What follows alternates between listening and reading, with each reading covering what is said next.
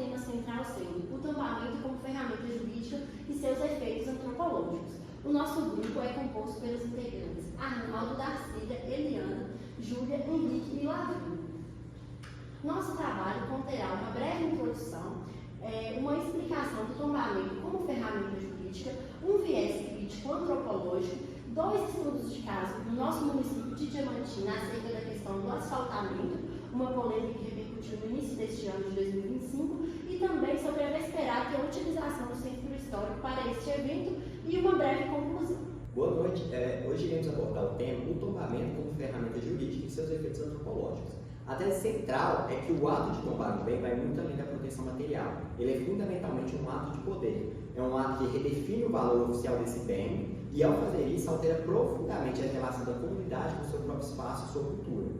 Vamos começar alinhando o que é patrimônio material. Ele não são apenas os prédios e objetos. O patrimônio é a base física da memória, ou seja, o suporte físico da identidade de grupos sociais e de uma riqueza coletiva.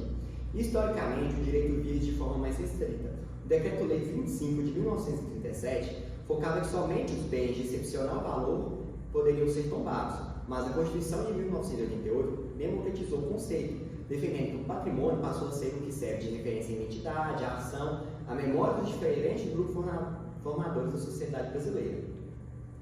Assim, o direito protege a memória contra ameaças da população imobiliária e do esquecimento, usando a ferramenta do tombamento.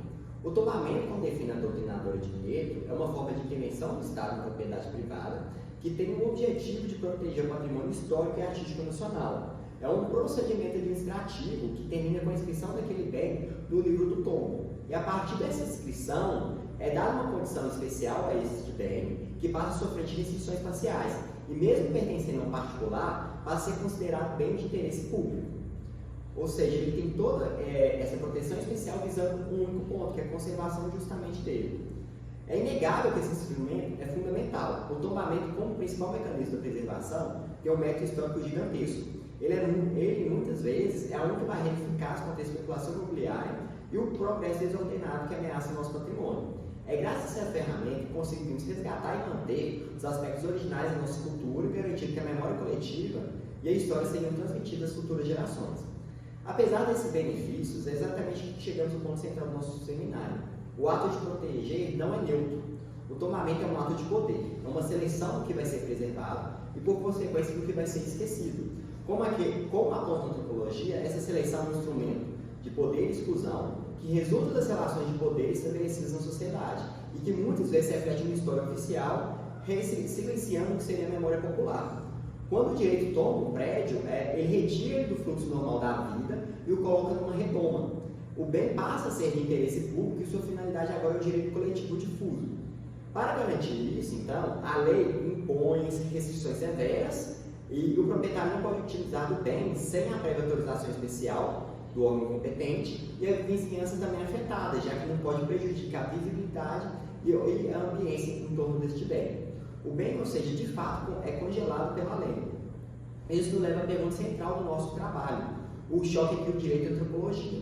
O que acontece quando a lei decide o que é importante e como a comunidade e as pessoas reagem a isso na prática? A reação é o centro do dilema. A comunidade que vê o patrimônio como algo vivo e dinâmico, muitas vezes passa a enxergá-lo como um fardo.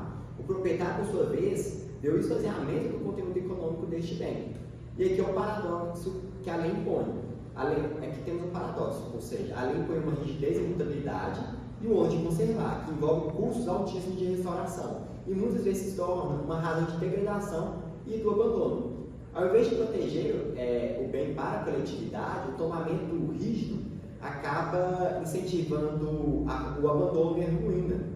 Ou seja, vimos isso em alguns casos práticos, como, por exemplo, o desabamento do edifício Wilton Paz de Almeida, em São Paulo, em que o bem era tombado e foi abandonado posteriormente pelo poder público e acabou desabando. Também temos exemplos das ruínas do prédio do Miss Andrew, no Rio Grande do Sul. Ou seja, nesses casos, a lei protegeu, mas a realidade social levou a uma destruição por quanto houve o abandono desses bens. Portanto, a pergunta central que propomos é: o que acontece quando a ferramenta jurídica, na sua tentativa de congelar o bem, acaba mantendo a vida e a memória coletiva, acaba matando a vida e a memória coletiva que ele pretendia proteger? Boa noite. Então, vou falar sobre a ferramenta jurídica, o tombamento jurídico. Bom, o tombamento é um ato jurídico administrativo que impede bens, seja de caráter histórico, artístico, paisagístico, sejam destruídos, descaracterizados ou alterados com o passar do tempo. Né? De onde ele vem? A sua base legal é o decreto lá no outro canto, número 25 de 1937, criado no governo de Getúlio Vargas, que através dele funciona a ferramenta jurídica do tombamento. Bom, o tombamento ele pode se dar em 3 âmbitos: IPAM, no âmbito federal, IEPA, no âmbito estadual e em âmbitos municipais, que tem outro nome. Bom, uma das consequências legais para o tombamento jurídico é a limitação no direito de propriedade, em que você impede a propriedade de ser modificada, de ser alterada, de ser até destruída. Né? Você tem essa limitação colocada à propriedade em si.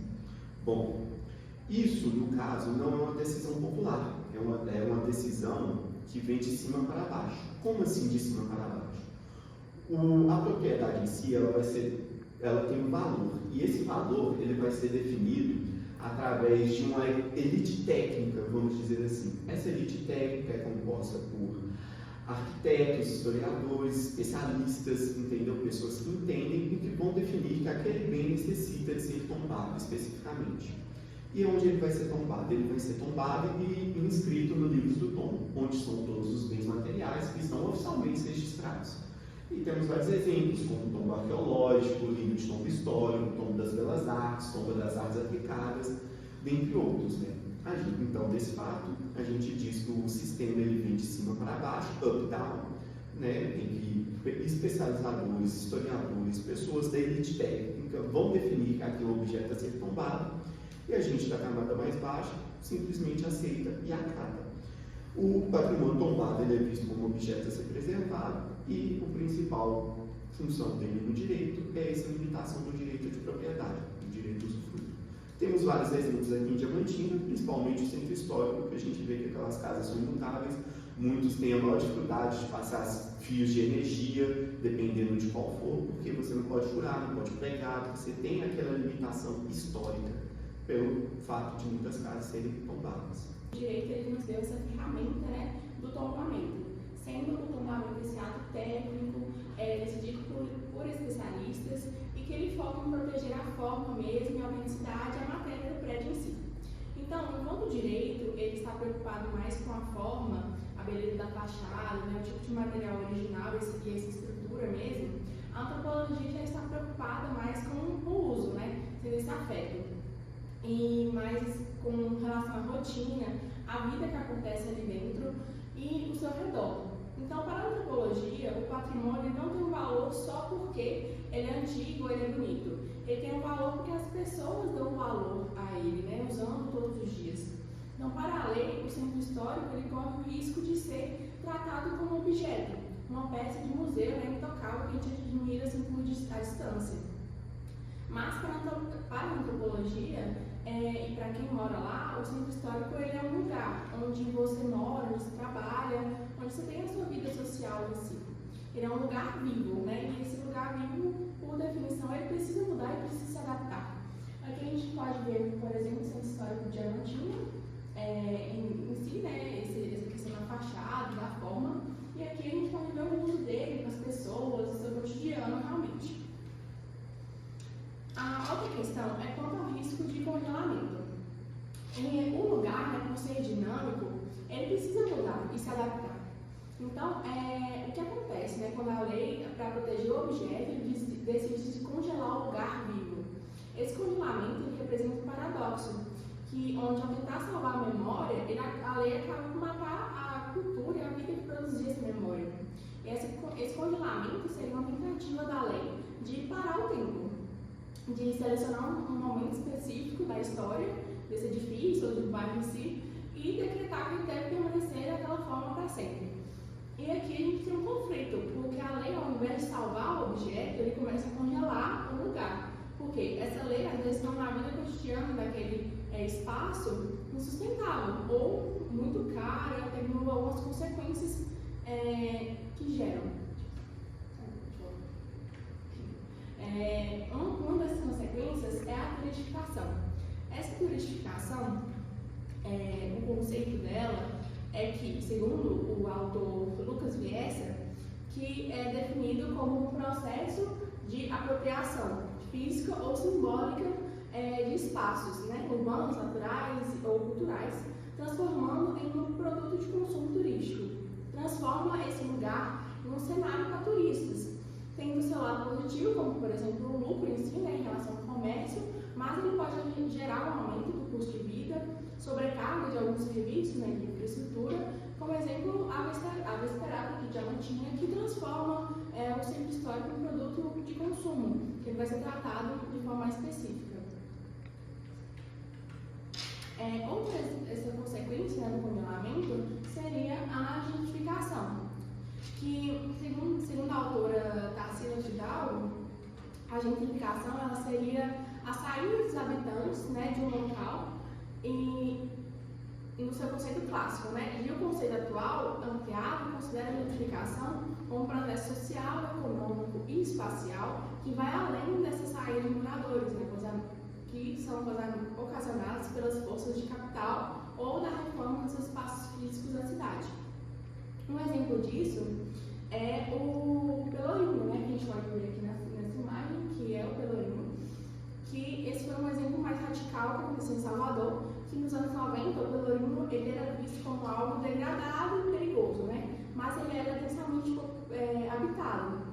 E o que aconteceu ali não foi uma gentrificação lenta, né, ocasionada pela história, pelo mercado assim, foi uma remoção em massa que foi forçada e liderada pelo Estado. O governo ele removeu milhares de seus moradores com a tentativa de limpar aquela área e o objetivo era fazer uma restauração estética completa, fazer uma reforma e transformar o bairro em um grande centro turístico. Hoje o Pelourinho ele é um cartão postal que atrai milhões de turistas, mas é um patrimônio sem os seus moradores originais, né, sem a maioria desses moradores. As ruas acabam cheias de lojas, restaurantes, mas os moradores que davam cultura ali realmente inicial, muitos deles não retornaram. E aí, a Plantação Pique representa esse exemplo do que ocorreu com o Pelourinho lá em Salvador. Em Salvador, na Bahia, os antigos casarões do Pelourinho são tombados como patrimônio histórico.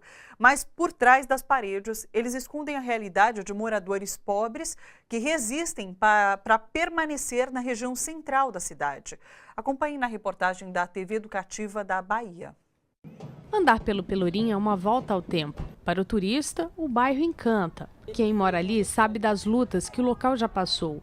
Quando o programa de recuperação teve início em 1991, cerca de 2.000 famílias pobres foram retiradas do local para a reforma. Mas ainda é possível ver prédios em más condições. Alguns foram ocupados por pessoas que antes viviam aqui. Aos pés da igreja, que ficou imortalizada no filme O Pagador de Promessas, que agora está em reforma, existem duas casas que contam um pouco da história da resistência aqui no Pelourinho. Uma que está ocupada há 35 anos e outra há 10 anos por famílias que resistem em ficar aqui.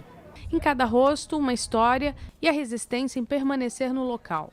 Muitos receberam casas na periferia de Salvador, mas não ficaram por lá. Há 5 anos atrás, me tiraram, né? A prefeitura me tirou daqui do Pelourinho, me colocou lá em Águas Claras, um bairro distante, um bairro que quando eu acordava de manhã era muito tiro, muita violência. Os casarões abrigam várias famílias e vários foram reformados para servir de moradia. A permanência de pessoas dentro do centro antigo, dentro das casas, é que faz com que o Pelourinho e o centro histórico existam.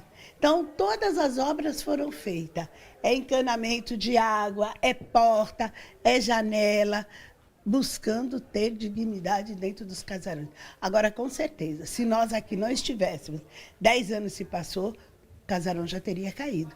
Professora de Arquitetura da Universidade Federal da Bahia e conselheira do IFAM, Márcia Santana, avalia que as ocupações são resultados de uma revitalização que não levou em conta quem já morava ali. Sempre há uma boa vontade muito grande nos investimentos articulados ao turismo ou investimentos articulados a usos comerciais, mas quando se trata dos projetos mais de cunho social, né, aqueles projetos que vêm justamente direcionados à melhoria da vida e da qualidade de vida dessas populações menos favorecidas que estão aqui, há sempre uma grande dificuldade. Para quem resiste no Pelourinho, a retirada de moradores mais pobres só mostra que o local, que leva o nome da pedra onde escravos eram castigados, continua segregando quem ergueu pedra sobre pedra e mantém as tradições e histórias que tanto atraem os turistas. Do tempo que eu convivo, desses anos de lá para cá, eu só ouço as mesmas histórias. Eles expulsam, vêm com promessas e nada se resolve. Essa é a minha indignação e essa é a minha luta. Boa noite, pessoal. Meu nome é Eliana. Vou falar um pouco sobre a conclusão do nosso trabalho. Como conclusão, o que mostra a nossa pesquisa é que existe um conflito entre proteger o patrimônio e manter a vida real das pessoas nesses lugares, como em Diamantina. Só que, de um lado, o direito quer preservar essa forma original das cidades históricas, porém, do outro lado, a antropologia, ela lembra que esses lugares são vivos e que precisam acompanhar as necessidades da comunidade como um todo.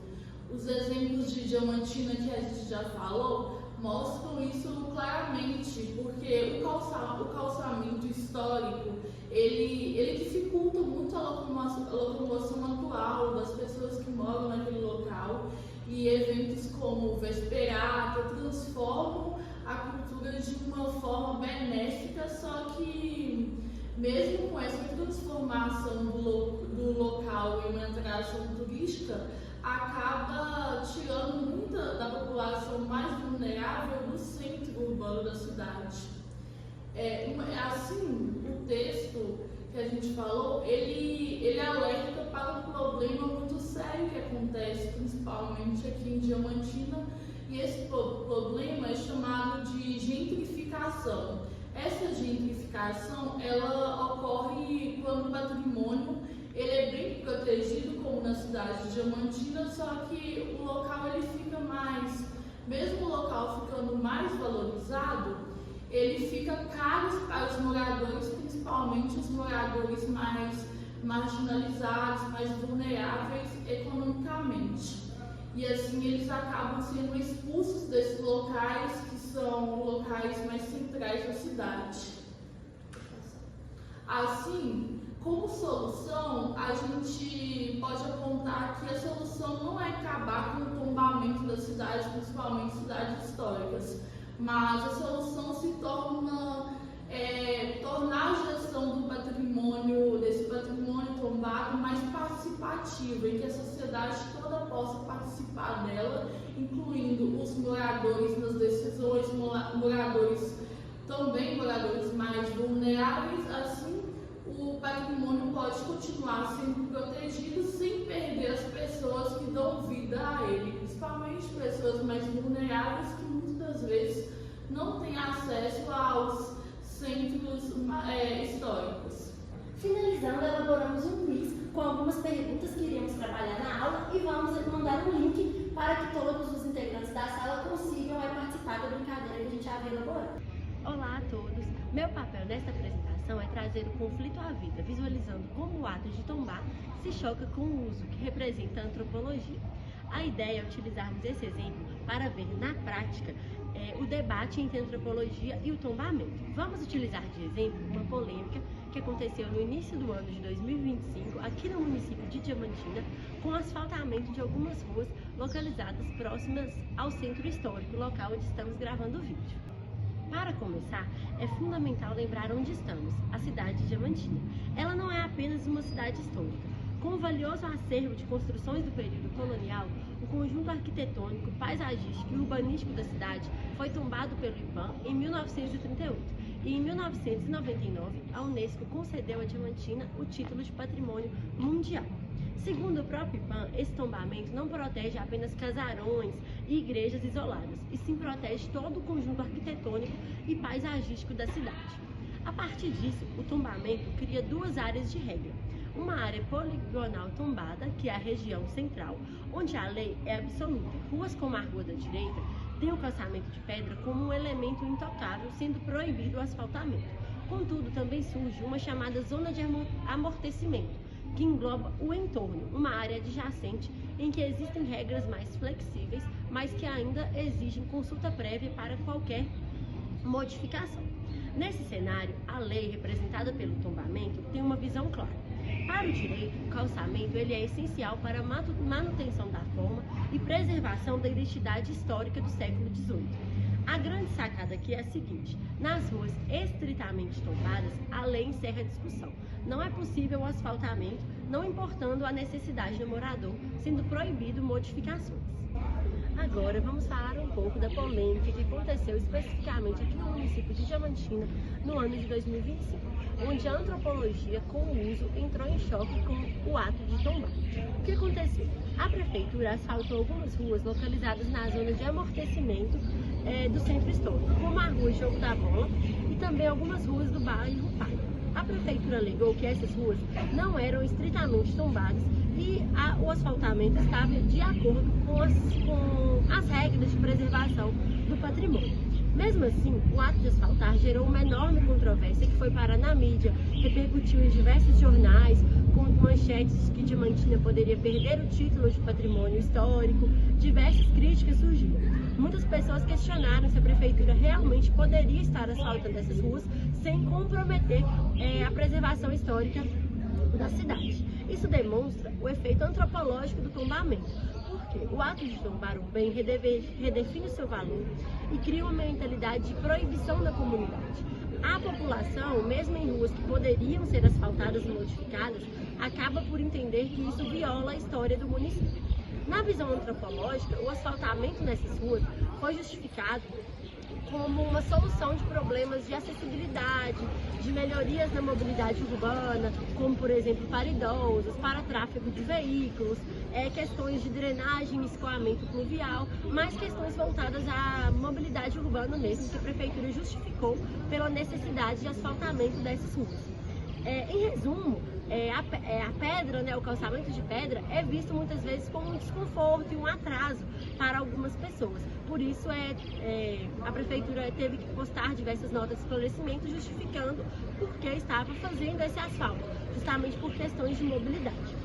Por fim, é importante a gente entender que as ruas estritamente tombadas, como a Rua da Direita, não sofreu modificação nenhuma e não pode ser asfaltada. Foram apenas ruas na área de entorno em que isso era permitido. Por fim, a polêmica principal demonstra para a gente o choque entre o tombamento e a vida, o tombamento e o uso e a antropologia.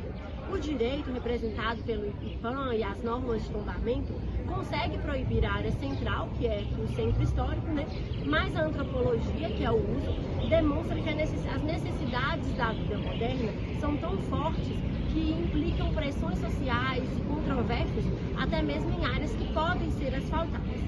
Nesse conflito, a lei do tombamento, que era para simbolizar uma ferramenta de proteção à história, é vista pela população como um obstáculo que pode vir a atrapalhar a vida moderna. E é exatamente neste ponto que entra em choque, o ato de tombar e o direito com o ato antropológico do uso e da vida em sociedade. Olá, eu vou falar sobre um estudo de caso que, ao meu ver, é um bom exemplo de como o direito não apenas protege, mas fundamentalmente ele transforma a cultura, que é sobre a vesperata e a rua. O nosso grupo defende que o ato de tombar, ele é um bem, que é um ato do poder que redefine o seu valor. E é na Rua da Quitanda, em Diamantina, patrimônio histórico da humanidade, que essa redefinição se manifesta de forma mais nítida. Aqui, o patrimônio material, os casarões tombados, eles servem de palco para um evento cultural famoso, que é a vesperata. A ideia central aqui é entender a transformação da cultura em espetáculo. E eu vou utilizar da vesperata para demonstrar como que o direito atua como gestor dessa passagem, regulando, por vezes, o valor do uso em prol do valor de troca.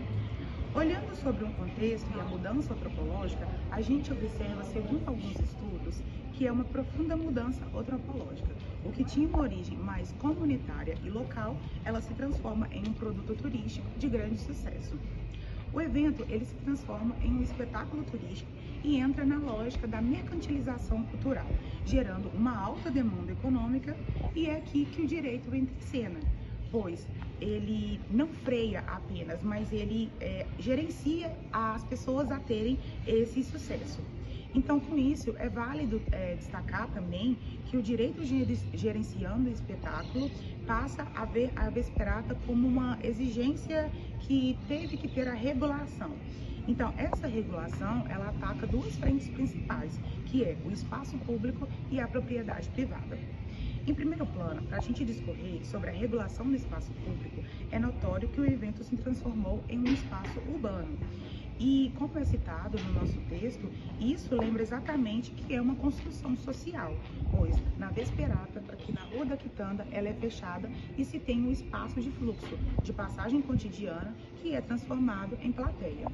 Então aqui ocorre a privatização do espaço público. A rua ela é organizada com mesas que são pagas e reservadas, o que acaba ocasionando e gerando uma grande exclusão socioeconômica para os moradores que não podem ter acesso a esse tipo de evento e que não podem pagar para assistir o evento na sua própria rua, o que ocasiona novamente nessa exclusão socioeconômica. Também é importante falar sobre a regulação da propriedade privada, ou seja, a servidão administrativa, porque o ápice da intervenção jurídica está na propriedade privada, que é no próprio bem tombado.